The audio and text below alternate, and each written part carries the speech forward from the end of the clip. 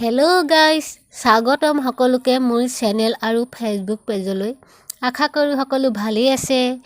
আজি মই আপোনালোকৰ মাজলৈ লৈ আহিছোঁ অন্য এটি ভিডিঅ', গতিকে সকলোৱে চাব এবাৰ।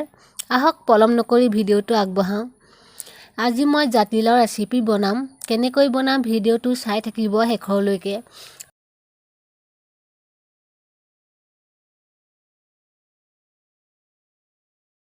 প্ৰথমে জাতিলাওটো কাটি ধুই লৈ ডোখৰ কৰি ল'লোঁ। তাৰ পাছত ৰুকুনিয়ে এডোখৰকৈ চুচি ল'লোঁ। এয়া চাওক, ধুনীয়াকৈ মিহি হৈ গ'ল, মোৰ চুচা হৈ গ'ল। এতিয়া এয়া চাওক শুকান জলকীয়া। মই প্ৰথমে বাছি লওঁ, তাৰ পাছত খুন্দনাত খুন্দি ল'ব লাগিব। মোৰ জলকীয়া বচা হৈ গ'ল, এতিয়া খুন্দি লওঁ।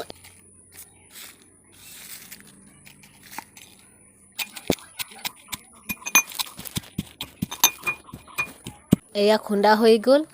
ভালকৈ গুড়ি নহ'লেও হ'ব, অলপ জ্বলা হ'ব লাগে। পিছে মই গোটেইখিনি নিদিওঁ, ইয়াৰ অলপ গুড়িহে দিম। এইফালে কণবিলাহী ধুই লৈছোঁ। আৰু এয়া মই আলু 3টা কাটি লৈছোঁ। আৰু আলু কেইটা ধুই কাটি লওঁ।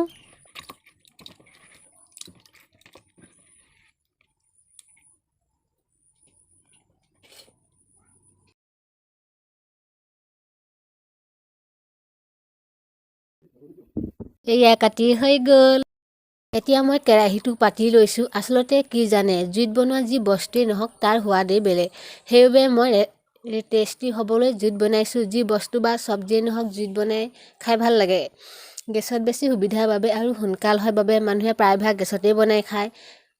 বাৰু কথা কৈ থাকোঁতে কেৰাহীত তেল দিবই হ'ল। তেল অলপ দি দিছোঁ। বেছি তেল দিব নালাগে, জোখত অকণমান দিলেই হ'ল।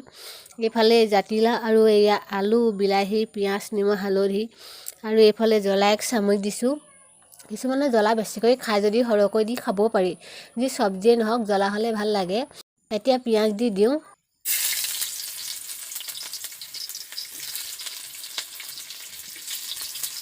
এইফালে জ্বলা 1 চামুচ দিছোঁ।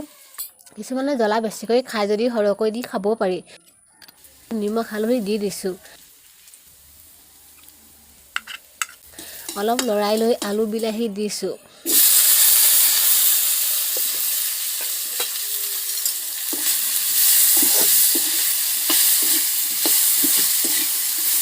তাৰ পাছত লাহেকৈ জাতিলাওখিনি দিছোঁ। এতিয়া অলপ লৰাই মেলি ঢাকি দিওঁ।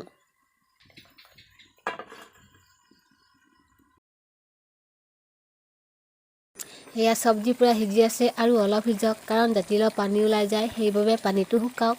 ৰেচিপিও বনিছে আৰু এইফালে মই কুকাৰত ভাতো পাতি দিছোঁ। দুইফালে হৈ থাকক। ৰেচিপি হৈ গ'ল। ৱাহ, বৰ ধুনীয়া গোন্ধ। ৰেচিপিত গোন্ধ লওঁতে এইফালে কুকাৰ চিটিও মাৰি ভাতো হ'ল, চব্জি হ'ল। এতিয়া খাবহে লাগে আৰু। ইয়াৰ ৰেচিপি বৰ ধুনীয়া গোন্ধাইছে, দেখিবলৈ কিবা এটা ভাল লাগিছে। মই প্ৰথমে টেষ্টিটো কৰি লওঁ। ৱাহ, বৰ ধুনীয়া গোন্ধ।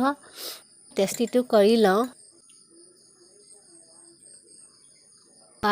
একদম পাৰফেক্ট, খাবলৈ একদম মজা।